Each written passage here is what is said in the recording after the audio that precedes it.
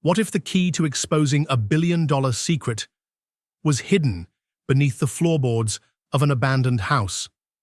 Rachel Morgan had never imagined her life would come to this.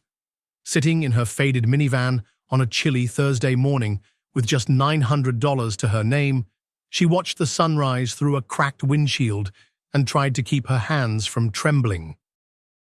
Next to her, her 12-year-old son, Jacob, was still fast asleep, his head resting on a balled-up sweatshirt, a gentle wheeze in his breath that reminded her of the emergency room visits, the late-night nebulizer treatments, and the constant fear that she wouldn't be able to afford the next refill of his asthma medication. 6 months ago, Rachel had been a nurse at Pine Ridge Community Hospital, a small rural facility that served their entire county. She wasn't rich, but she had a steady job, health insurance, and a tiny 2-bedroom apartment with enough space for Jacob to grow. But the hospital had shuttered suddenly due to budget cuts, and overnight, she found herself without income, benefits, or direction. Despite working 2 part-time jobs, one at a coffee shop and the other at a gas station, she could barely keep up with bills, much less rent.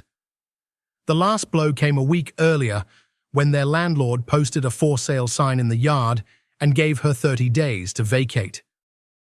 There were no options left, no family to call, no savings beyond that envelope of $900 she had scraped together, dollar by dollar, over the last year. It was meant to be for emergencies when Jacob got sick, or when the car finally gave out. But what could be more of an emergency than this?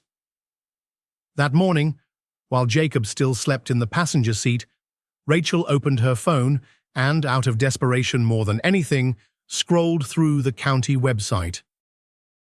Her heart skipped when she saw it. Tax delinquent property auction, starting bids as low as $500. She clicked. Most listings were way out of reach, starting at $10,000 or more. But then, one caught her eye. Abandoned farmhouse, 3.2 acres, starting bid $750. The photograph showed a 2-story white house with peeling paint and overgrown grass, but it was a house. With land. It wasn't pretty, but it was something that could be hers, something no one could kick her out of. She read and reread the listing. Sold as is. Vacant for 15+ years. Structural issues. It might as well have said haunted, but Rachel saw something else, a sliver of hope. Her best friend from her nursing days, Mildred Hayes, called her crazy. Rachel, that place is probably full of black mold and rats. You think that's safe for Jacob's lungs? You don't even know if the roof's going to fall in. I know, Rachel whispered, but I also know we'll be sleeping in the car in 3 weeks if I don't do something. No one's going to rent to me with my credit history, but maybe, just maybe, we can build something here. So Rachel put on the nicest outfit she still owned, an old blue coat from her nursing school graduation, and drove to the county courthouse. She dropped Jacob off at school with a kiss on the forehead and a promise she prayed she could keep. Wish me luck, buddy. For what? He asked. She smiled. Hopefully, I'll have good news later. The auction room was packed with property flippers and real estate investors in crisp suits and designer watches. Rachel sat in the back, clutching her purse tightly, feeling like an imposter. As property after property was called, the prices soared into the tens of thousands. Her palms grew damp. Then, finally, next, property ID 1372, old farmhouse on 1428 Granger Mill Road, vacant 15 years, starting bid $750. Rachel's breath caught. The room went quiet. No one raised a hand. $750? Do I have $750? Her hand rose, almost on its own. $750 from the lady in blue. Do I have $800? A man in the corner glanced up from his phone. $800, he said lazily. Rachel's heart pounded. She raised her hand again. $850. $900, the man replied, without even looking. She was at her limit. That was everything, literally everything she had. She looked around. No one else seemed interested. The auctioneer called for $950. Silence. He glanced at the man. Nah, the man said. Too much work for that dump. Let her have it. Going once, going twice. Sold. For $900 to the lady in blue. Rachel sat frozen in her seat. It didn't feel real. She had just bought a house for $900. Every penny she had. No inspection, no guarantees, but it was hers. As she left the courthouse, the county clerk, an older woman with soft eyes, handed her the deed and a key. That's the Harper house, isn't it? The clerk said casually. I think so, Rachel replied. The clerk's smile faltered slightly. That house has some history. But don't worry, it's been quite a long time now. Rachel didn't know what that meant. She didn't ask. She just walked to her car, key in hand, heart pounding. She picked Jacob up from school early. Why so serious, Mom? He asked as he climbed into the car. Rachel took a deep breath. Jacob, we have a home now. A real one. I bought us a house. His eyes went wide. Wait. What? How? With every cent we had, she said, and maybe a little bit of faith. Rachel Morgan sat on the edge of her bed, her tired hands wrapped around a chipped coffee mug, steam rising in soft spirals. It was early morning, and the sun hadn't yet broken the horizon. The apartment she shared with her 12-year-old son, Jacob, was still and silent, too silent, she thought. Lately, their lives had fallen into a rhythm of exhaustion. Mornings started before sunrise, and nights ended long after the rest of the world had gone to bed. She barely saw her son anymore, except in those fleeting moments when their paths crossed between her jobs. And Jacob, despite his quiet resilience, was struggling more each day. His asthma had worsened, the wheezing more persistent, the medication more expensive. And Rachelance, a confident, capable nurse now, found herself juggling a morning shift at a local coffee shop and an evening job at a gas station just to keep food on the table. She glanced at the calendar, pinned crookedly to the fridge. 29 days left. That's all the time they had before their landlord sold the building. No extensions, no second chances. Rachel had called dozens of places, tried every lead, filled out every application. But with her credit score in shambles and no savings to speak of, no one would rent to her. Each, "Sorry, we can't help you," dug a little deeper. They were running out of options, and fast. That night, after another double shift, Rachel lay awake, the dim light of her phone illuminating her tired face. She scrolled through rental listings that might as well have been for castles based on the price tags. Then something unusual caught her eye, a tax-delinquent property auction being held by the county. Her thumb hovered over the link. It was a long shot. A desperate thought. But what else did she have? She opened the listing and began scrolling. Most properties were way out of her reach, but then one stood out. An old farmhouse, listed for just $750. It seemed impossible, too good or too terrible to be true. The listing was brief. Abandoned two-story farmhouse, approx 1,800 square feet, significant structural issues. No utilities, property vacant over 15 years, sold as is. The photo attached showed a broken, weary house. Peeling paint, boarded windows, overgrown yard. But it also showed spaceland, open sky, and a chance, however fragile, to start again. Rachel showed the listing to her best friend the next morning. "You're not actually thinking of buying that place, are you?" her friend asked, half laughing and half alarmed.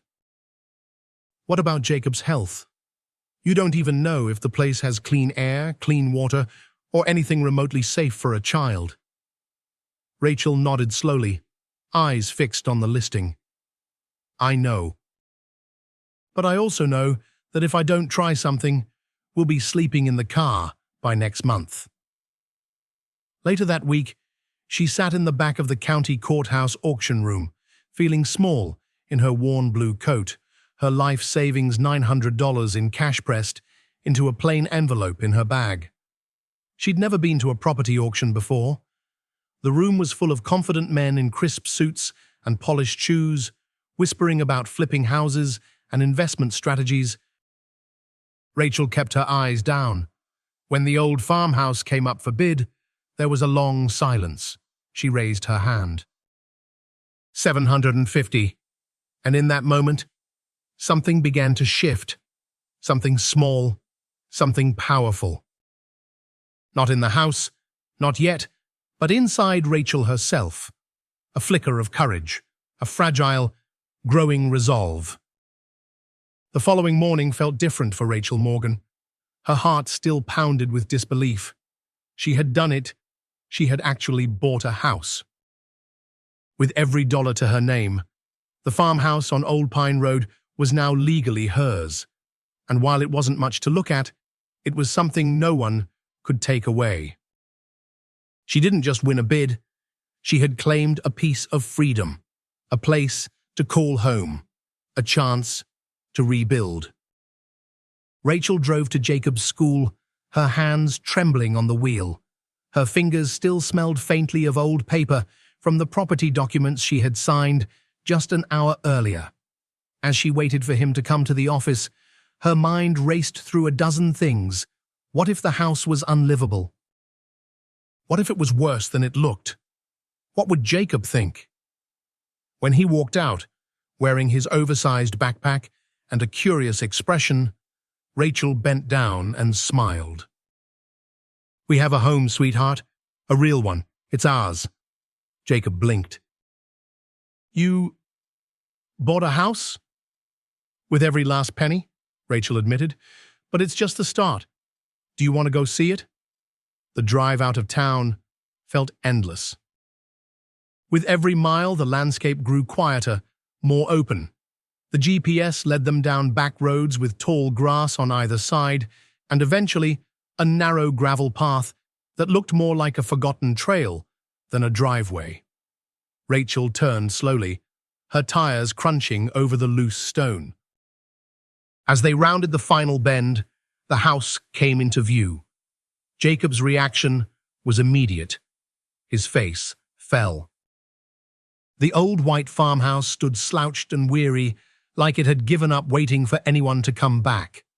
The paint had long peeled away, the porch sagged dangerously, and the tall weeds clawed at the siding. A few windows were missing glass altogether. Rachel felt her son's silence press against her heart. She forced a smile. "It's rough, I know. But it's ours. No rent, no landlord. Just us."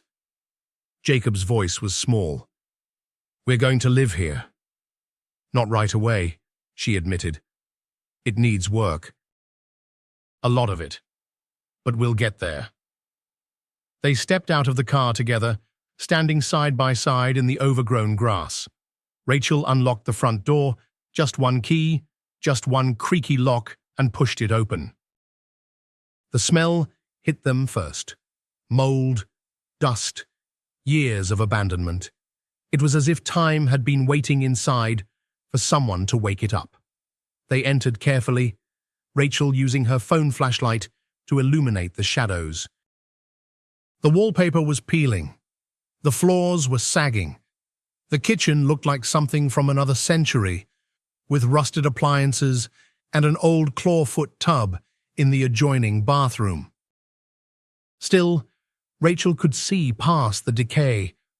The bones of the house were strong, the tall ceilings, the solid wooden beams, the decorative trim around the window sight had once been beautiful. And it could be. Again? Jacob wandered from room to room, his footsteps tentative. In the upstairs hallway, he paused and placed his hand on the wall, where a faded drawing of a sun and stick figures had been etched years ago. "Some kid lived here," he murmured. Rachel nodded.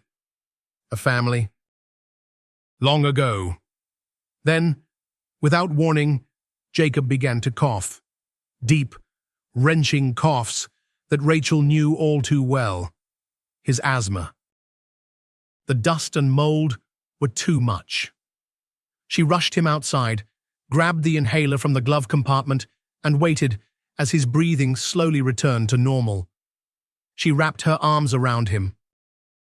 "We're not sleeping in there tonight," she whispered. The sun was beginning to set, casting golden light through the wild branches.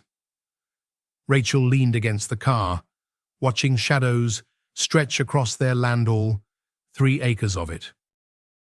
It was a broken place, yes, but it was also quiet and wide and full of potential. As she and Jacob made a makeshift bed in the back seat of the car that night, she tried to reassure him. "It's just for tonight," she said. "Tomorrow, we clean, we fix, we figure it out." He looked at her, eyes heavy with fatigue, but not fear. "It's kinda like camping," Rachel chuckled softly. "Yeah, like camping, just with a lot more termites." As Jacob drifted off beside her, Rachel stared out at the house. Her doubts crept in again. Had she made a terrible mistake? Was this hope or just foolishness? But then, from the corner of her eye, she saw the faintest flicker of light in one of the upstairs windows. Just a trick of the moonlight, she told herself. Still, she couldn't shake the feeling that this place had been waiting for them. The sun was just beginning to peek over the horizon when the sound of tires crunching gravel stirred Rachel Morgan from a restless sleep. She blinked, disoriented, before remembering she wasn't in a bedroom. She was in the front seat of her old sedan, parked beside the decrepit farmhouse she now owned. In the back seat, Jacob was still asleep, curled up beneath an old quilt. The vehicle pulling into the drive was a weathered pickup truck, its paint faded and its bumper held on with zip ties. A woman stepped out, grey-haired and solid, with a wicker basket tucked in the crook of her arm. Rachel opened the car door, wary but curious. "Morning," the woman called cheerfully. "I saw lights up here last night. Figured someone finally bought the Mercer place." Rachel rubbed her eyes. "Yes, just yesterday. I'm Rachel. This is my son, Jacob." The woman's face softened. "Well, I'm Mildred Hayes. I live 2 houses down, if you can call 2 miles down. And I brought breakfast." She handed Rachel the basket, which was still warm inside, were fresh muffins, a thermos of coffee, and a jar of homemade peach preserves. Rachel's throat tightened. "You didn't have to do that," she said softly. "Of course I did," Mildred replied. "Nobody starts fresh alone. Especially not in a place like this." Rachel glanced back at the house. "What do you know about it?" Mildred's eyes clouded slightly. "More than most. That place has a history. Belonged to a woman named Dr. Celeste Harper. Brilliant woman. Came here from the city. Must have been 30 years ago. She was an herbalist kind, folks called her that, but really, she was something closer to a scientist. Helped a lot of folks when they couldn't afford a hospital." Rachel raised an eyebrow. "And then?" Mildred hesitated. "One day she just vanished. Left everything. Car still in the barn, front door unlocked, garden untended. Folks said maybe she ran off, but I don't buy it. She wasn't that kind of woman. Jacob stirred in the back seat, yawning and sitting up. Mildred gave him a gentle smile. "You hungry, young man?" He nodded, and Rachel offered him a muffin. He took it gratefully. Just then, another truck pulled in. This one was newer, and from it stepped a man in his 50s with salt and pepper hair, followed by a girl around Jacob's age. "Mildred," the man greeted, tipping his cap, then turning to Rachel. "You must be the new owner. I'm Daniel Carter. This is my daughter, Chloe." Rachel introduced herself again, her eyes narrowing slightly. "Were you at the auction?" Daniel nodded. "Yeah, I was. I do a little house flipping on the side, had my eye on this one, but when I saw how much it meant to you..." He shrugged. "Felt like the right thing to do." Rachel blinked in surprise. "So, you let me have it?" He grinned. "Something like that." She was speechless. After weeks of feeling invisible, of scraping and clawing her way forward, this kindness felt like sunlight after a long winter. "I brought some tools," Daniel added. "Figured I could help you figure out what you're dealing with. Place like this can be overwhelming." Rachel glanced back at the sagging porch, the shattered windows, the wild weeds. "That would be amazing. But I can't pay you. I spent everything I had buying this place." Daniel waved it off. "Nobody's asking for money. Sometimes folks help just because it's the right thing." While Daniel and Rachel walked the perimeter of the house, Chloe and Jacob explored the edge of the property. They returned with dirt on their hands and excitement in their voices. "There's apple trees out back," Jacob announced. "Real ones." "And herbs," Chloe added, brushing dirt from her jeans. "Lavender, mint, thyme. Some of it's wild, but a lot of it's planted. On purpose." Mildred smiled. "That was Celeste's doing. She had one of the most impressive medicinal gardens I've ever seen. Bet some of it survived." Rachel looked out across the untamed yard and saw, not weeds, but potential, a healing garden. A place to grow things that mattered. That evening, after the sun dipped below the trees and Jacob had curled up on the back seat again, Rachel sat on the porch steps with Mildred and Daniel. A soft breeze rustled through the overgrown hedges, and the scent of lavender lingered faintly in the air. "You took a big leap buying this place," Daniel said, sipping coffee from the thermos. "But I've seen worse brought back to life. If you've got grit, you'll make it." Rachel looked out into the darkness, her heart full of fear, but also something steadier than fear. "Resolve. I just want to build something that's ours," she said softly. "A place that no one can take from us." Mildred nodded. "Then you're already halfway there." The next few days passed in a kind of determined chaos, with Mildred bringing meals and stories, Daniel showing up like clockwork each afternoon, and Chloe and Jacob exploring the wild corners of the land like pioneers. Rachel Morgan began to feel something she hadn't known in months: purpose.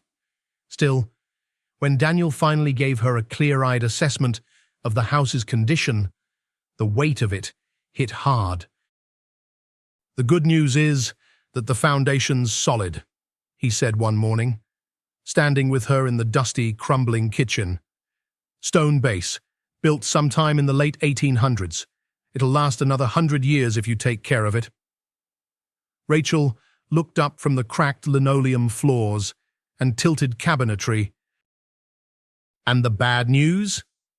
Daniel gave her a half smile, but it didn't reach his eyes. "Everything else." He walked her through the facts like a doctor delivering a hard diagnosis. The roof was a sieve, leaking in several spots. The wiring was outdated, and unsafe. The plumbing was a disaster. Pipes rusted, some even collapsed, and the mold. Rachel had seen it, but Daniel confirmed it was extensive and dangerous. "It's not just unsightly," he said. "It's a health hazard, especially for Jacob." Rachel sat down at the kitchen's only remaining chair, which wobbled beneath her. She rubbed her face with both hands. "How much?" Daniel hesitated. "With me doing the labor and you helping wherever you can bare minimum, we're talking $30,000, probably more." The number hit Rachel like a punch. She looked around the wreck of a room, the peeling wallpaper, the collapsed ceiling in the corner, and saw not a home, but a mountain she could never climb. "I don't have that," she said. "I don't even have enough for a motel room tonight." Daniel folded his arms. "I figured as much." He reached into his pocket and pulled out a small set of keys. "I've got a camping trailer," he said. "It's not fancy, but it's clean, has running water, and a working stove. You and Jacob can stay in it, right here on the property. It's yours to use until we get this house livable." Rachel blinked at him. "You don't even know me." Daniel smiled, a little sadly. "I don't have to. I've seen enough to know you're trying your damnedest, and no one should have to rebuild alone." Rachel's pride bristled, but only for a moment. Then the tears came, sudden and quiet. She looked down, trying to keep them from spilling over. "I'll pay you back," she whispered. "Somehow. Someday." Daniel placed the keys gently on the table beside her. "You will, but not with money. Pay it forward. That's how this works." Outside, Jacob and Chloe were laughing, their voices echoing across the yard. They'd found an old wheelbarrow and were taking turns pushing each other through the tall grass. Rachel stepped out onto the porch and called to them, "We've got a place to stay tonight." Jacob ran to her, breathless. "Where?" "In a trailer, mister. Carter is letting us use. It's on the land. It's ours, for now." His eyes lit up. "Like camping?" She smiled, brushing the hair from his forehead. "Exactly like camping." That evening, after they'd settled into the small but warm trailer, Rachel made instant noodles for dinner and let Jacob pick the music. They ate at the tiny table, sharing stories and laughter like they hadn't in weeks. "Why did you buy this house, Mom?" Jacob asked as he slurped his noodles. "Really?" Rachel hesitated. The truth was raw and difficult to say out loud, but she owed it to him. "Because I was desperate," she said softly. "Because I was afraid of losing everything. And sometimes, when you've hit bottom, you have to take a wild chance." She looked out the small window toward the dark silhouette of the house. "I didn't know if it would work out, but something told me we're meant to be here." Jacob nodded slowly. "It feels like that, like this place was waiting for us." After he'd fallen asleep, Rachel stepped outside. The night was cool and still. Crickets chirped. A light breeze rustled the trees. She looked at the house again, looming in the darkness, and then turned her eyes toward the stars. She didn't have the money. She didn't have a plan. But she had community and purpose. And most importantly, she wasn't alone anymore. And somehow, in that moment, it was enough. The next morning, with the sun casting long rays across the dew-covered field, Rachel opened the door of the trailer to find Jacob already dressed and standing outside, squinting into the distance. "Mom!" he called, excitement in his voice. "You've got to see this." She stepped outside barefoot, still clutching a cup of instant coffee, and followed his outstretched finger toward the overgrown land behind the house. What is it? There are apple trees back there, he said, his eyes wide. And not just one or two, a whole bunch. And there are plants everywhere, some of them look like herbs. Chloe says they're not just weeds. Chloe had emerged from the other side of the property, holding a handful of green sprigs in her palms. My grandma taught me how to recognize herbs, she explained. That's lavender, that's mint, and I think that's thyme. She pointed to the wild patches surrounding the trees. These were planted. This used to be someone's garden, a big one. Rachel bent down to sniff one of the sprigs. A clean, calming scent rose to meet her nose. Lavender, just like Chloe had said. She looked up at the expanse of tangled green beyond them and saw it with new eyes, not as a mess, but as something that had once been lovingly tended. Do you think this was part of Josephine's work? She asked Daniel later that afternoon. He nodded as he stepped down from the roof he'd been working on. Could be. I remember her garden stretching all the way to the fence line. She was always outside tending it. Some folks around here used to call her a witch, he added, with a wry smile. But those same folks lined up when they got sick.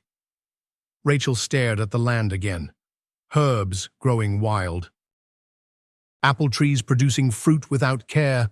A forgotten garden, still alive. It wasn't just a house she had purchased. It was a piece of someone's life's work.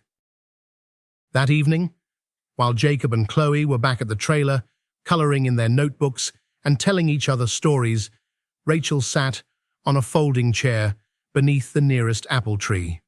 She ran her fingers through the grass at her feet, brushing against mint leaves and tiny white blossoms. She remembered the way Josephine had been described: independent, brilliant, kind. The more Rachel learned about her, the more she felt an invisible connection between them, as if the land itself was tying their lives together. She whispered to the wind, not entirely sure why. What were you working on, Josephine? What made them fear you? And in the silence that followed, with the branches swaying above her and the scent of lavender riding the breeze, she felt something stir deep within her, a whisper of purpose, of something buried waiting to be unearthed. This wasn't just survival anymore. It was discovery. And maybe, just maybe, redemption. That evening, as the sun dipped below the horizon and the sky turned a deep amber, Rachel sat on the edge of the trailer's small step, her arms wrapped around her knees. The air was still, heavy with the scent of damp earth and distant apple blossoms. She hadn't slept well in days, not since they first stepped into the house and realized just how broken it was, but tonight felt different. Tonight, something shifted. Daniel had stopped by earlier, offering to patch a few windows and check the plumbing in the main house. Rachel was hesitant. She hated accepting help she couldn't repay, but Daniel had simply waved it off with a quiet, "I believe in returning what was once given." Now, with Jacob asleep in the trailer's cramped bed and the night settling in like a soft blanket, Rachel walked slowly back toward the house. Her phone's flashlight cast thin beams across the floorboards as she carefully picked her way through the dust and mold, trying to imagine this place as a home. A real home. She ended up in what had once been a child's bedroom. Faded wallpaper with tiny flowers still clung to the walls, peeling in places. A cracked mirror leaned against one corner. Rachel stood still, her eyes adjusting to the dimness, when something underfoot gave a soft creak. She stepped back and noticed a single floorboard that shifted slightly beneath her weight. Her heart caught in her throat. She knelt down and pressed on it. It moved. Gently, she pried at it with her fingers until the board popped loose, revealing a shallow space underneath. Inside was a metal box, tarnished and cold to the touch. Rachel stared at it for a long moment before lifting it free. It was heavier than she expected. She carried it outside to the porch where she could see more clearly, her hands trembling slightly. Sitting on the wooden steps, she flipped the latch open. Inside were 3 objects: a leather-bound journal, a small stack of old photographs, and a brass key. Rachel's breath caught. The journal's cover was cracked, worn from time and touch. She opened it carefully. The first page read, in neat cursive, "Property of Dr. Josephine Mercer, 1982. She flipped through the pages. Garden sketches, notes on plants, personal reflections, and then formulas, compounds. Observations written in scientific detail far beyond Rachel's understanding, even with her background in nursing. But what stunned her most was the way Josephine wrote. Her voice was clear, determined, hopeful at first, then more guarded. In the later entries, Josephine mentioned a powerful plant compound she was developing, something she believed could treat a rare autoimmune condition called Carter's syndrome. It was a disease with no real cure, only expensive, grueling treatments that bought patients a few extra years. Rachel had seen patients with it in her old nursing days. She remembered their eyes, the fatigue, the slow, creeping fear. This was no amateur's notebook. This was real research. Serious research. The photos confirmed it. Josephine smiling among rows of herbs and plants, wearing gardening gloves and a lab coat. In some of them, her heterochromatic eye swung brown. One blue stood out, even in the faded image. Rachel held the brass key tightly in her palm. It was ornate, old-fashioned. Maybe it opened a shed. A safe. Suddenly, she understood what was stirring inside her since the day she bought the house. This wasn't just a place someone gave up on. It was a place someone fought for, a place where work had been done, important work, work that someone else had wanted to bury. She looked back at the journal, flipping to the final pages. There, in a dated entry from May 1989, Josephine had written, "If anything happens to me, the truth is hidden. I've done all I can to protect it. Let the right person find it." Rachel's hands trembled as she closed the book. She had spent her last $900 on a crumbling farmhouse out of desperation. But maybe, just maybe it had been fate. Because now, she wasn't just a mother trying to survive, she was the right person. And someone, somewhere, did not want her to find what came next. The next morning, Rachel couldn't shake the feeling that had wrapped itself around her since she discovered the journal. It wasn't just curiosity, it was responsibility. She sat at the small makeshift table inside the trailer, the metal box open beside her. Josephine's journal rested under her palm like a silent invitation to keep going. She hadn't told Jacob about what she found. Not yet. She wanted to understand it first. What she did know was this: Josephine Mercer hadn't been just an herbalist or a curious recluse. She had been a scientist. A real one. And someone had tried to bury her work. That afternoon, Rachel drove to the small library in town. It was the kind of place most people forgot about, tucked between a pharmacy and a bakery. But Rachel had always believed that when you needed answers, you started with the people who kept stories alive, and librarians had a way of remembering the things the world let slip. Behind the counter sat a woman in her 60s with silver-streaked hair and reading glasses hanging from a chain. She looked up with a kind smile. "Help you find something?" "I hope so," Rachel replied. "I'm looking for information on someone named Josephine Mercer." "She lived out on Old Mill Road?" I just bought the property she used to own. The librarian's face shifted interest, then recognition, then something quieter. Josephine, she said slowly. Haven't heard that name in a long time. Rachel leaned forward. You knew her? I did. Not well, but she used to come here once or twice a month. Always checked out books on botany, chemistry, that sort of thing. She was quiet, but sharp as a tack. What happened to her? The librarian paused. That's the part no one really knows. One day she was just gone. Vanished. Left everything behind, her car, her clothes, even her teacups still in the sink. No investigation? A little, the librarian replied. But this was 1989. A single black woman living alone in a rural county. People didn't ask enough questions. Official word was that she left voluntarily. But anyone who knew her knew that didn't make sense. Rachel asked if they had any archived newspapers. The librarian led her to a back room with rows of dusty filing cabinets and boxes labeled by year. Here's 1989. Start with May. For the next 2 hours, Rachel sat cross-legged on the linoleum floor, sorting through yellowed newsprint. And there it was, a small article dated May 27, 1989. Local herbalist reported missing. Police say no signs of foul play.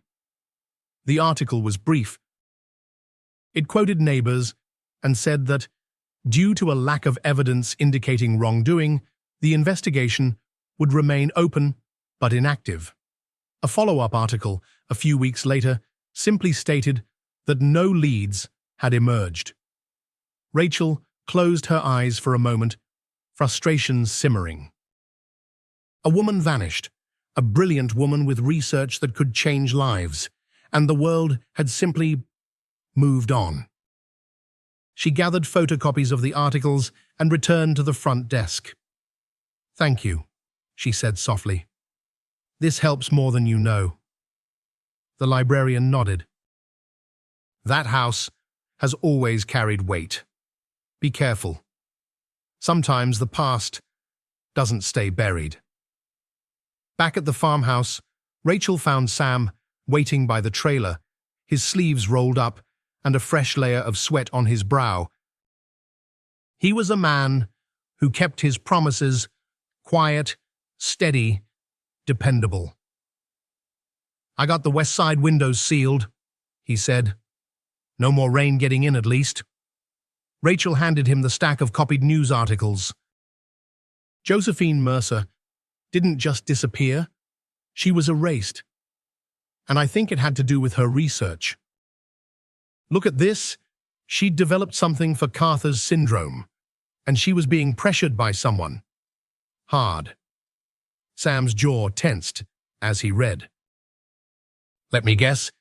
Pharmaceutical company? She nodded. The journal mentioned someone only by the initials RP. I think he tried to buy her work, and when she said no, she disappeared. Sam looked down at the journal again. We should check the outbuildings. There might be more hidden around here. You don't bury research like this unless you expect trouble. As the sun dipped low, Rachel and Sam headed into the tall grass beyond the orchard. Most of the structure's greenhouses shed collapsed years ago. But they found one small building near the edge of the tree line that was still standing. A concrete bunker-like structure half swallowed by ivy. Rachel pulled the brass key from her pocket. Her heart beat hard as she stepped forward and inserted it into the old metal door. The lock clicked. The air inside was dry, still. Dust floated in narrow beams of light. Shelves lined the walls, stacked with mason jars filled with dried herbs. Scientific equipment, long dormant, sat beneath protective covers. In the center, a wooden table held stacks of notebooks, diagrams, and even a microscope far more advanced than Rachel had expected. "This isn't a shed," Sam whispered, stepping beside her. This was a lab. Rachel felt it in her bones. This space had been sacred. A place where someone once worked day and night to help people, to heal. And someone had wanted it forgotten. She looked at the journals, the files, the formulas, and the responsibility now resting in her hands. "This is what she died for," Rachel said softly. Sam nodded. "Then we better make sure it wasn't for nothing." Rachel didn't sleep that night. Not deeply. Her mind was too full, caught between awe and unease. The lab they had uncovered wasn't just a relic of the past, it was a time capsule of purpose, brilliance, and fear. She lay on the pull-out bed in Sam's trailer, staring up at the ceiling, listening to the gentle rhythm of Jacob's breathing in the cot beside her. Outside, the countryside was quiet, but her thoughts weren't. Josephine had trusted the earth to protect her secrets.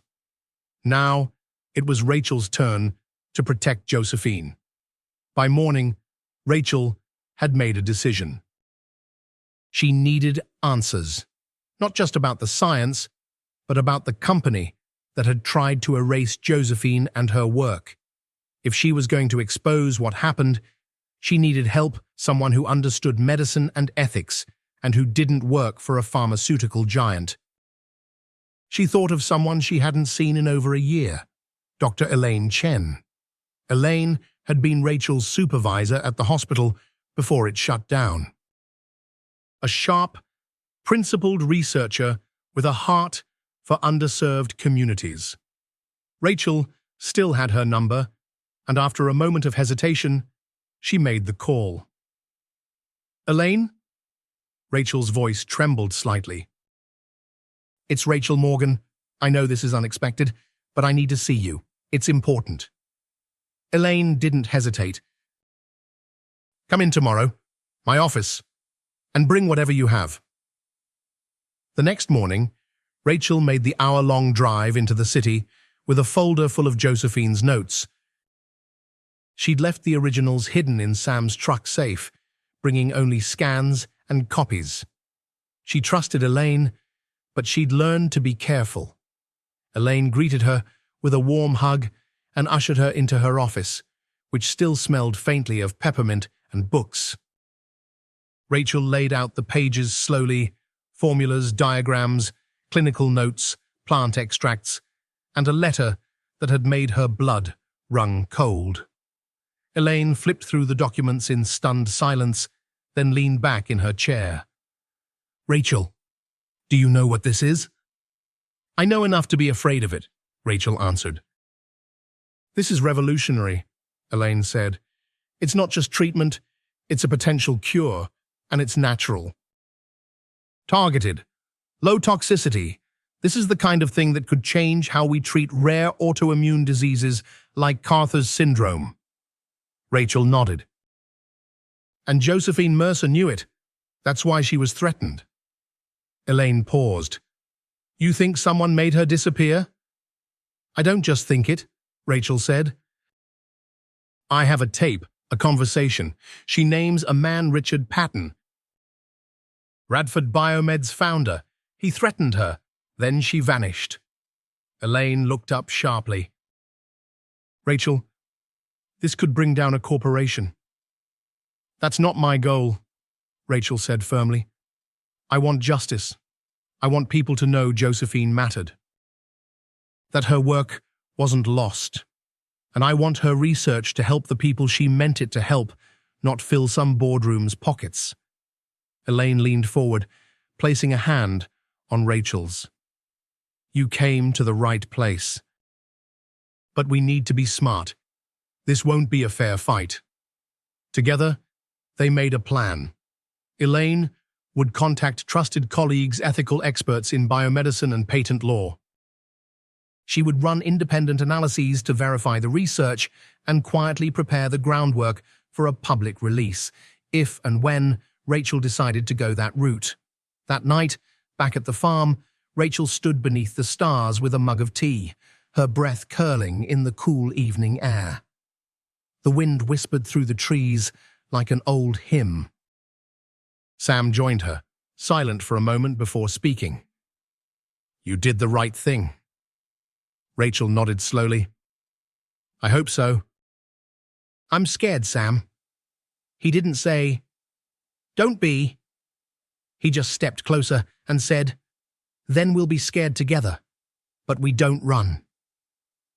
Nearby, Jacob and Chloe were setting up a picnic in the trailer, still full of wide-eyed wonder about the apple trees and the garden they were helping restore. Their laughter was soft, but clearer sound. Rachel hadn't heard in too long. Hope sounded a lot like children laughing. As she looked out across the land, Rachel didn't just see what it was. She saw what it could become, a place where truth had roots, where justice could finally bloom. The burden of the past was heavy, yes, but she didn't carry it alone anymore. The ghosts were still there. But so were the helpers, and somewhere, in the rustle of the herbs and the hush of the wind, Rachel imagined Josephine Mercer watching, still guiding, still trusting her. Rachel woke the next morning to the quiet tap of rain on the trailer roof. It was soft at first, almost like a lullaby, then steadier, washing the dust from the windows, the scent of wet earth drifting in through the cracked open window. She sat up slowly, her body stiff from another night on the fold-out cot, but her mind sharper than it had been in weeks. Everything felt heavier now, not just the burden of Josephine's research, but the realization of what she was up against. The call from that slick woman in the luxury SUV, the threat, wrapped in polite words and hollow smiles, had made it all too real. They weren't just trying to scare her, they were willing to silence her. That morning, Rachel called Sam's cousin, Andrea, the real estate attorney. Andrea had reviewed the documents the so-called county assessor had handed them. It was bad. A fake injunction, a legal smokescreen. The man who had come to the property wasn't who he said he was, and now there was evidence someone had tampered with their well water. The message was clear: leave or else. Rachel didn't cry. She didn't panic. She got angry. She gathered every copy she had made of Josephine's notes and the recorded conversation with Richard Patton. Then she called the one person she hoped might still believe in the good fight, Dr. Elaine Chen. Elaine picked up on the second ring. "They came," Rachel said. "They've started making threats. Real ones." There was a pause. Then Elaine replied, "Then it's time we stop playing defense." Within hours, Elaine had arranged a meeting with a trusted patent attorney and a researcher specializing in medical ethics. Rachel arrived at a quiet cafe just outside of town, her folder in hand, Sam by her side. Jacob was safe at Iris's house, coloring quietly at the kitchen table with Chloe. The meeting was intense. Elaine laid out the facts. The research was valid. The formula was groundbreaking. And if Josephine Mercer had been alive today, she would have been eligible for a Nobel Prize. "We're not just talking about lost science," the ethics expert said. "We're talking about a potential cure. The kind that changes lives, and the kind companies would kill to own." Rachel didn't flinch. They already did. By the end of the meeting, the group had a plan, a provisional patent filing under Josephine's name, with Rachel listed as the discoverer and protector of the material. The application would make it harder for Radford Biomed to swoop in and claim it without scrutiny. But Rachel didn't stop there. She and Sam spent the evening scanning every page, creating encrypted backups, and uploading the data to secure cloud storage. Elaine advised them to distribute copies to trusted allies in case anything happened. "We're not hiding anymore," Rachel said, her eyes steady. "We're fighting back." The next day, Rachel's phone rang. Unknown number. She hesitated, then answered. "Ms. Morgan?" said a deep, composed voice. "I believe you found something that doesn't belong to you." "Who is this?" "A friend of Radford Biomed," the man said smoothly. "Let me offer you some free advice. Walk away. Take the money, live your life." Rachel felt her pulse rise, but her voice was calm. "I think I'll keep the house." "And the research." A pause. "Your son still has asthma, doesn't he? Remote properties can be dangerous." That was the last straw. Rachel hung up and called Elaine again. "It's time."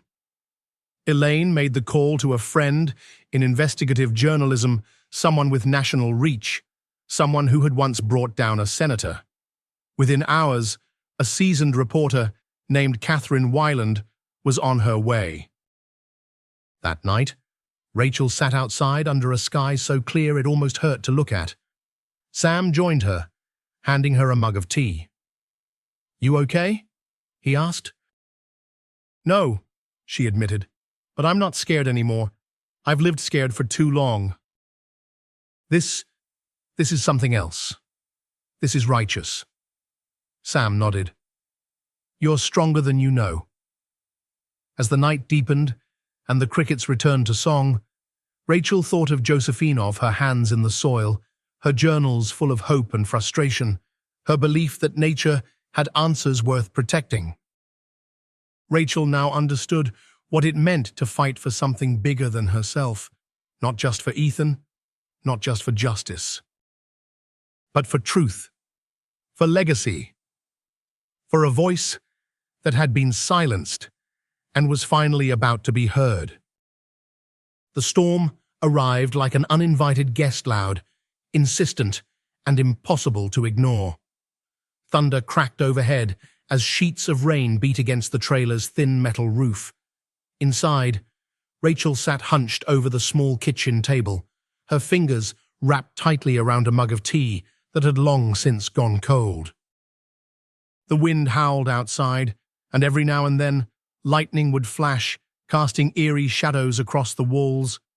Jacob was asleep in the back, his breathing steady thanks to the new inhaler, one Rachel triple-checked before letting him use.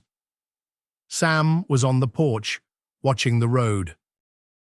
Ever since that anonymous phone call threatening her son, they took shifts, one sleeping, one keeping watch.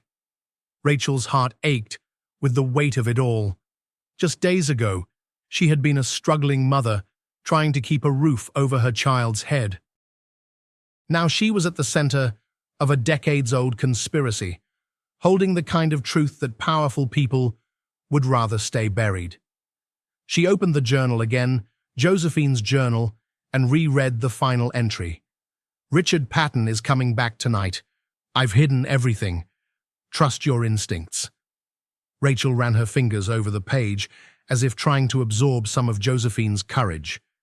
That woman hadn't just been smart, she had been defiant. Brave, determined. Rachel wanted to live up to that. To carry the torch Josephine had lit in the dark. A sudden sound snapped her out of her thoughts. Jacob's voice, trembling. "Mom?" Rachel rushed to him. He was sitting up, his eyes wide. "I saw her again." Rachel knelt beside his cot. "Who, honey?" "The lady from the picture. Josephine. She was standing by the window." She didn't say anything, just looked at me and pointed. Rachel's skin prickled. "Pointed where?" "Toward the apple trees." "Again." Rachel's breath caught. It wasn't the first time he had said this. She had dismissed it at first, chalking it up to stress or imagination. But now she wasn't so sure. Just then, Sam came inside, rain dripping from his jacket. "Storm's picking up," he said. "Nothing on the road yet, but it's not safe out there." Rachel stood slowly. "We're going." Sam looked at her, confused. "Going? In this weather?" "She's trying to tell us something," Rachel said. "Josephine, the orchard. Jacob's seen her there more than once. If there's something else she left behind, something we haven't found yet, we need to go now, before someone else gets to it first." Sam hesitated for only a second before grabbing the flashlights. "All right, let's do it." They bundled Jacob in a waterproof coat and carried him through the rain. The orchard loomed ahead dark, tangled, and ancient.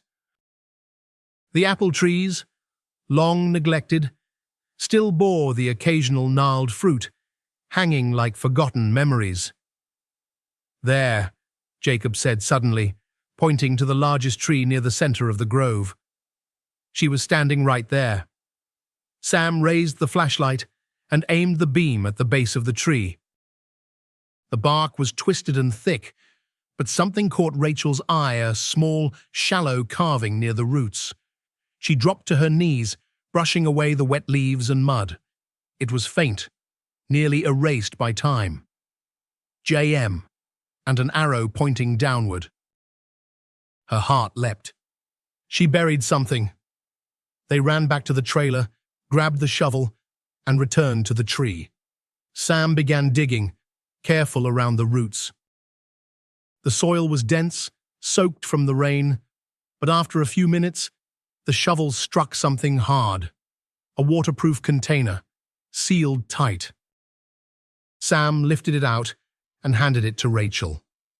Back in the trailer, under the harsh overhead light, Rachel opened the container with trembling hands. Inside was a small voice recorder. Old, but functional. Alongside it, a letter in Josephine's handwriting, dated May 18, 1989, likely the day she disappeared. "To whoever finds this," it began. "I fear I won't have another chance to be heard. What you hold is my final testimony. If I vanish, it is because Richard Patton has made good on his threats." Rachel's eyes brimmed with tears. The letter also included a map with coordinates to another location, deeper in the state forest, about 30 miles away, a final backup of her research.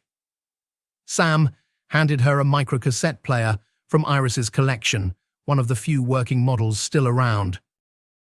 Rachel pressed play. Josephine's voice crackled through the speaker. "I was warned," she said, her tone steady, despite the fear beneath it. "Richard Patton offered me $2 million. I refused. He told me I would regret it, that everyone has something to lose. But I will not let greed own my work. I've developed a compound that can treat Carter's syndrome, something his company failed to do. If you are hearing this, it means I am gone. But you are not. You must protect what I've created. For the people. Not for profit." Rachel closed her eyes. The gravity of Josephine's words settled deep into her bones. The next morning, she made a decision. She called Dr. Chen. "We found more. A voice recording, a burial site, and another cache of evidence. Doctor." Chen's tone sharpened. "Then it's time to go to the FBI." Later that day, in the FBI field office, Rachel placed the letter, the map, the voice recording, and all of Josephine's notebooks on the table. The lead agent leaned back in his chair, his expression unreadable. "You said Radford Biomed made you an offer?" "Multiple," Rachel said, "and they've been escalating, threatening me." My son? The agent gave a slow nod. You've brought us enough to open a formal case, but once this becomes public, your life will change. Rachel smiled faintly. It already has. Outside, the clouds began to clear. A single ray of sunlight broke through, casting a warm beam across the government building's glass walls.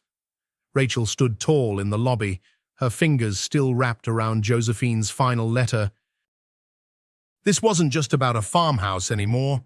It was about justice. And it had just begun. The days that followed moved with a surreal momentum. Rachel found herself in meetings she never imagined attending, sitting across from federal agents, legal advisors, and research specialists. The farmhouse, once an abandoned wreck with broken windows and ghost stories, had become the epicenter of a national investigation. The FBI confirmed what Rachel had long suspected. Josephine Mercer's disappearance had not been voluntary. She had been murdered. The remains discovered at the coordinates Josephine had provided matched her dental records. The cause of death, blunt force trauma to the back of the skull, was no accident. But now there was something else. Justice was no longer an abstract idea. It had taken form in evidence, in voices that refused to be silenced, and in Rachel's quiet, relentless courage to see the truth through. The press dubbed it the Mercer Files. National news outlets ran headlines like "Justice After Decades," "Rural Nurse Uncovers Farmer Giant's Dark Past," and "Voice from the Grave, the Josephine Mercer Tapes." In every article, they mentioned Rachel Morgan by name, the single mother who risked everything to uncover a secret buried for 30 years. And she wasn't alone. Sam had been there every step of the way, repairing the house, protecting her son, standing beside her through threats, legal pressure, and uncertainty. What started as neighborly kindness had become something deeper, steadier. Rachel often caught his gaze lingering on her with a quiet softness that asked nothing in return. She had been so used to carrying the world on her shoulders that letting someone share that weight felt unfamiliar, but not unwelcome. One crisp morning, in late October, Rachel received a call from Dr. Chen. Her voice carried excitement and a sense of awe. "The Mercer formula is real, Doctor," Chen said. "I've run the data with 2 independent labs. Josephine's treatment for Carter's syndrome doesn't just work, it works better than anything we've seen in decades. Minimal side effects, affordable ingredients, and it can be produced without synthetic compounds." Rachel sat down, hand pressed to her heart. "What happens now?" "We've already begun the paperwork to submit the patent, with Josephine listed as the sole inventor, and you, Rachel, as the executor of her estate and research custodian." "I don't want money," Rachel said softly. "Not if it means betraying what she stood for." "You won't," Dr. Chen replied. "We're drafting licensing agreements with ethical conditions. Any pharmaceutical company who wants to produce the drug must agree to price limits and open access formulas for clinics that treat underserved communities. Her legacy won't be sold. It will be protected." That evening, Rachel sat in what had once been Josephine's study, now restored with care. The books had been dusted and returned to the shelves, the photos framed. Her journal placed gently on a wooden stand, and in the center, the original brass key now hung in a shadow box labeled, "To the one who dared to unlock the truth." Jacob peeked through the door. "Can I come in?" Rachel smiled. "Always." He padded across the room and sat beside her on the rug. "Do you think she knows we found everything?" "I think she knows," Rachel said. "I think that's why we were meant to be here. Why we had to be. Even the scary parts?" he asked, especially the scary parts. They sat together in silence, mother and son, wrapped in a blanket of understanding far deeper than words. Later that week, the Morgan property, once called the Mercer Place, held a gathering unlike anything the town had seen before. Officials from the Department of Justice were there, representatives from the National Institutes of Health, but more importantly, so were the people dozens of neighbors, volunteers, and friends who had come to clear the land, to bring food, to fix windows, to simply say, "We believe you." Rachel stepped onto the porch, Sam's hand gently resting on her back, and addressed the crowd. "This place was once abandoned," she said. "A house people whispered about, a woman people forgot." But Josephine Mercer never stopped believing her work mattered, and she never stopped trying to help people even when it cost her everything. She paused, the wind lifting her hair slightly. This is no longer a forgotten house. It's a home, it's a beginning, for justice, for healing, for everyone who's ever been told they don't matter. Applause rippled through the crowd, not loud, not wild, just strong. Steady, like the kind of applause given when truth has finally found its voice. After the ceremony, Rachel wandered back to the orchard. The leaves had begun to turn orange, and amber like fire caught mid-breath. She stood under the old apple tree, the same one Jacob had pointed to that night in the storm. Tone, soft, reverent. She whispered, "We found you." And for a moment, she swore the wind shifted, just so brushing past her cheek like a hand, like a thank you. In the weeks that followed, Radford Biomed's stock plummeted. Richard Patton Jr. resigned from his position amid investigations. And though Rachel had no appetite for lawsuits or revenge, her legal team, backed by pro bono support and national advocacy, pursued charges against those responsible for Josephine's death and the conspiracy that followed. But Rachel's focus remained clear. She established the Mercer Foundation for Medical Equity, funding natural treatment research and ensuring that life-saving discoveries like Josephine's would never again be buried for profit. In time, visitors came from around the country to see the home that had become a symbol of courage and conscience.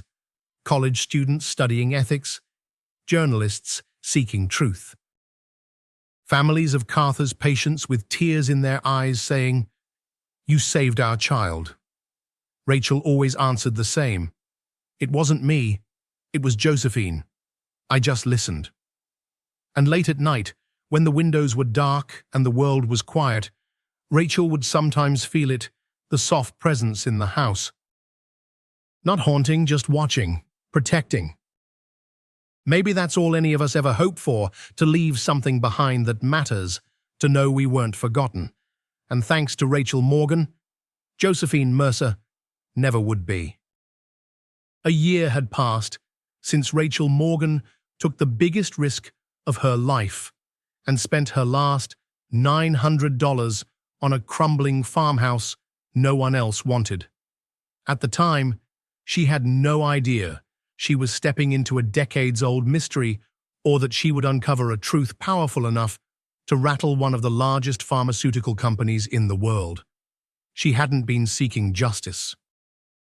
She had simply been searching for shelter. But what she found had changed everything. Now, that same farmhouse was known throughout the region and far beyond as Mercer Gardens, a place of healing, discovery, and tribute. Where once there had been shattered windows and broken floorboards, there were now glass-paneled doors, restored oak trim, and warm light spilling onto freshly cut stone paths. A community that had once whispered about the cursed house, now visited with baskets of vegetables, with volunteers eager to help in the garden, and with gratitude in their hearts. On a cool spring morning, Rachel stood in the kitchen, now fully renovated, waiting for the kettle to whistle.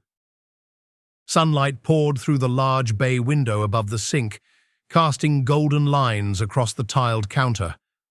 The house was alive again, not just structurally, but in spirit.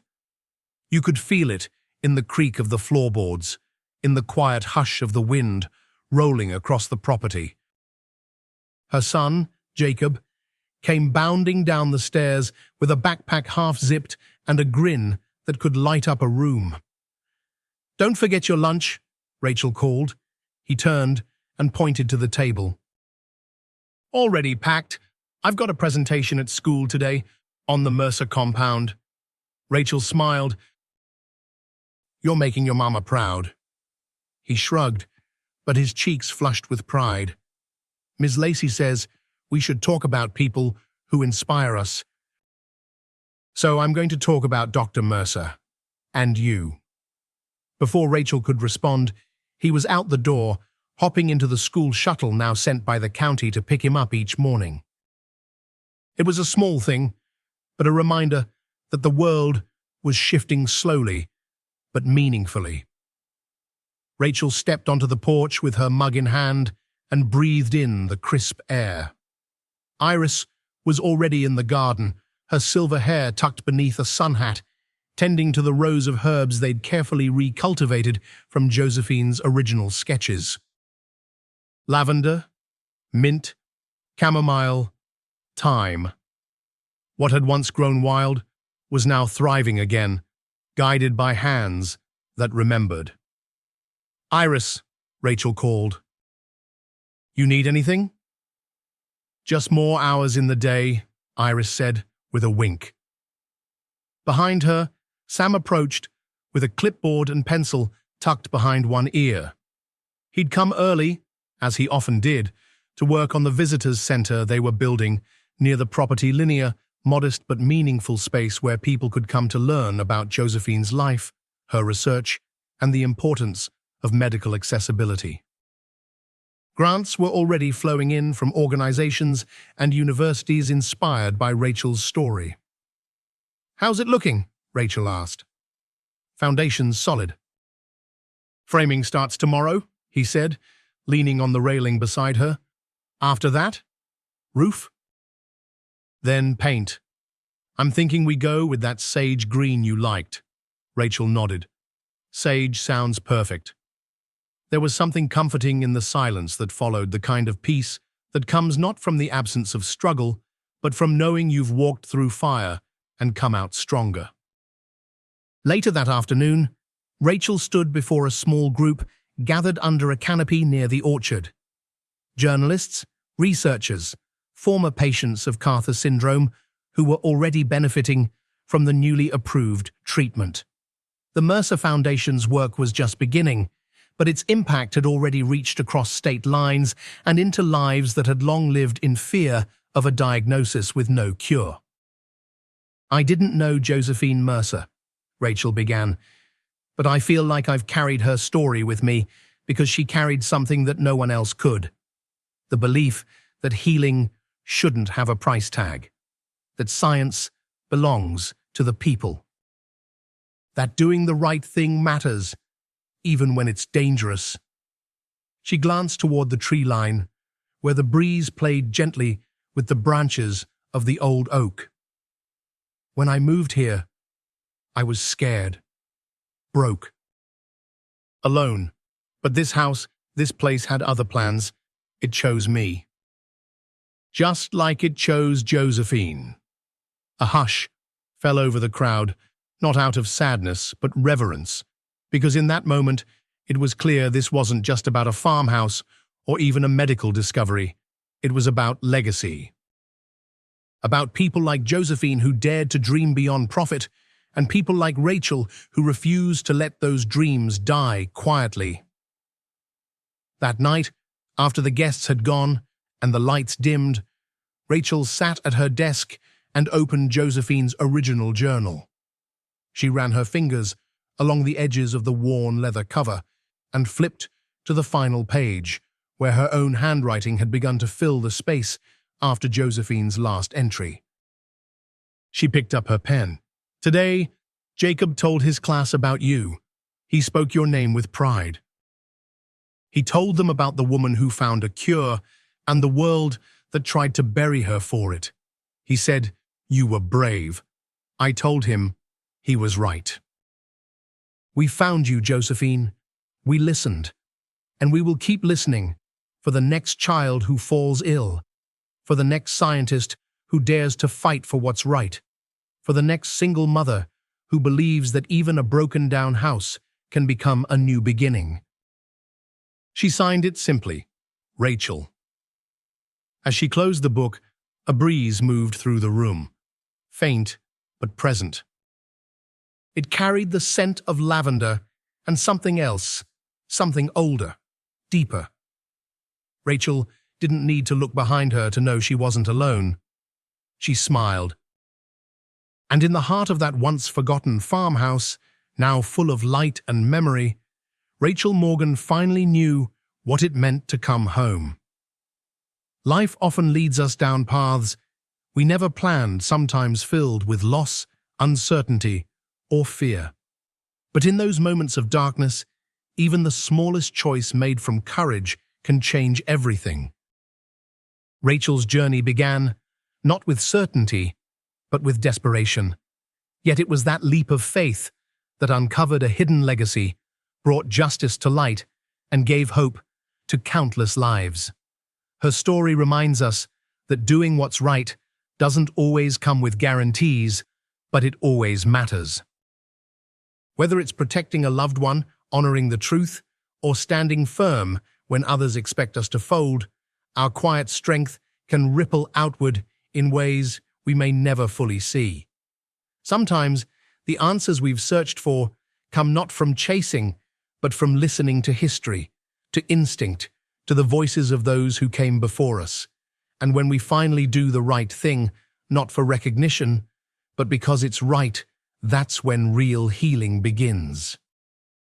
No matter where we are in life, we always have the power to choose courage over silence and integrity over fear. Because the greatest legacies are not built on wealth or fame, but on the simple decision to act with heart.